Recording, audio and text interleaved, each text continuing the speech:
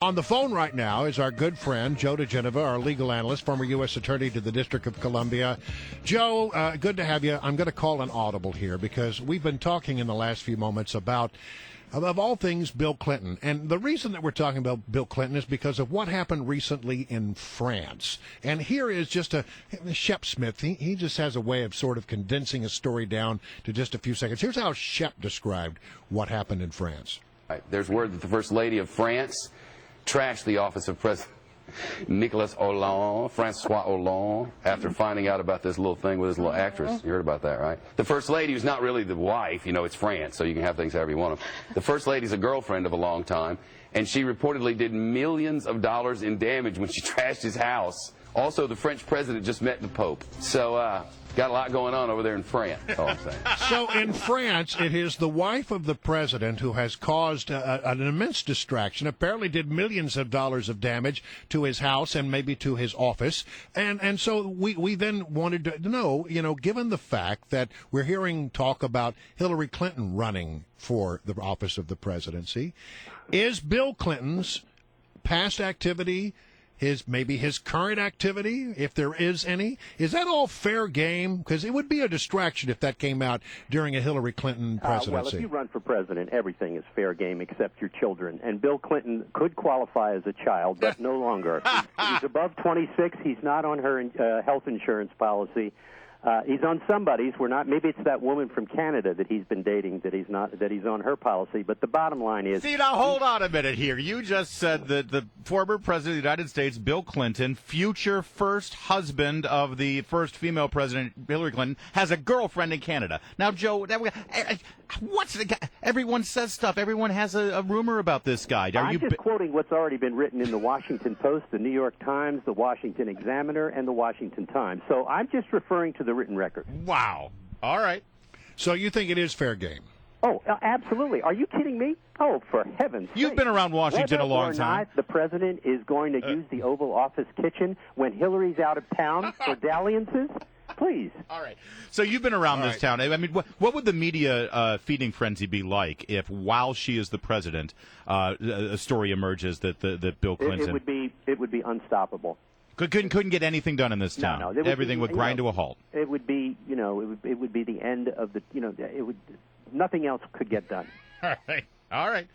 Thank you for confirming that. But it's fair game. Let's elegantly move from that topic to the Little Sisters of the Poor, shall we? Yes. The Supreme Court. Now, we had a stay here where the Little Sisters of the Poor, this convent in Colorado, they petitioned the Supreme Court and said, please don't make us buy contraceptives for our employees. And then, of course, the Obama administration said, well, that's ridiculous. We're not making them do that. What did the Supreme Court do on Friday? But let's remember what the Obama administration argued. They said this doesn't involve religious freedom. All you have to do is sign a form, and you shift the responsibility to the insurance company to deal with it. And the Supreme Court said on Friday, little sisters, don't you dare sign that form. You don't even have to do that at this point. Now, the Supreme Court did not rule that the sisters were correct. They simply ruled that the case had to stay as it was and that the sisters were given the right through an injunction from the Supreme Court they did not have to follow the orders of the administration until complete argument had been heard in the circuit below and a decision reached. And believe me, if the little sisters lose in the circuit, the Supreme Court will reissue that injunction and take the case. That was unanimous injunction from the Supreme Court.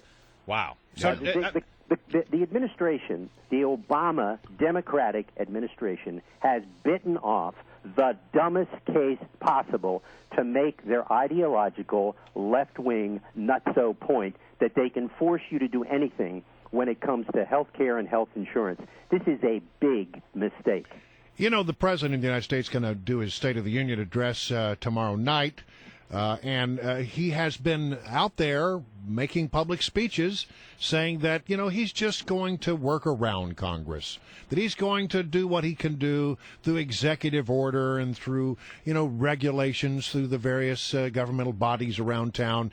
And if he comes out and says that in the State of the Union address, that's sort of like throwing down the gauntlet in front of Congress in their own house. What can the House of Representatives do? Well, they can do anything they want, but it won't have any effect because they don't control the Senate. The next election is about taking the Senate. But back to the State of the Union. Remember this.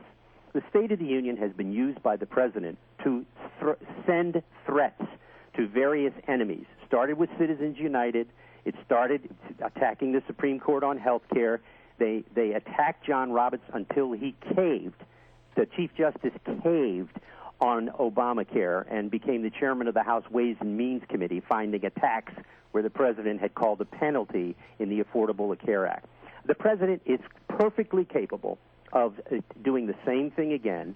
He resents the fact that he doesn't control both houses, even though he's the reason the Republicans took the House in 2010 because of Obamacare and the way that it was enacted into law.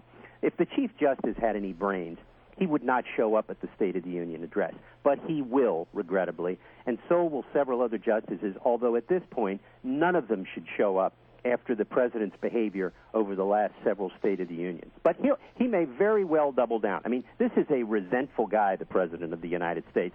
He is appalled that people are not following him like the Pied Piper. He's never in his life had anybody question his ability, his correctness, his smarts, and the fact that a group of people do that, which means like about now 57% of the American people, I guess they're all racist. Joe, you mentioned the Supreme Court at the State of the Union. I want to circle back to this Little Sisters of the Poor story. It happened late Friday afternoon. It didn't get a whole lot of coverage. Knowing what you know about what the Supreme Court will be hearing with regard to Obamacare, the Hobby Lobby case, and other religious freedom cases, read the tea leaves for me here. I mean, I hear this unanimous decision, and it says to me that there's going to be some major decisions against the administration. Well, the procedural decision to issue the injunction so that the status quo stays in place for the Little Sisters, is understandable given the fact that it involves religious freedom. And so the court always is going to require the government to go across high hurdles in order to force government conduct on religious institutions. But I do think there's more to it than that with Hobby Lobby and this. I think there is a building consensus that even though Obamacare, unfortunately because of John Roberts, is quote-unquote constitutional, which it isn't, that there is now an effort to find a way to make right. And I'm assuming Roberts is going to vote to make sure that these rules are not enforced on the Little Sisters, and I think you'll probably get 6 votes in the Supreme Court on both Hobby Lobby and the Little Sisters of the Poor to shut down the administration. Joe DiGenova, always a pleasure. Thanks for joining us. Okay, guys.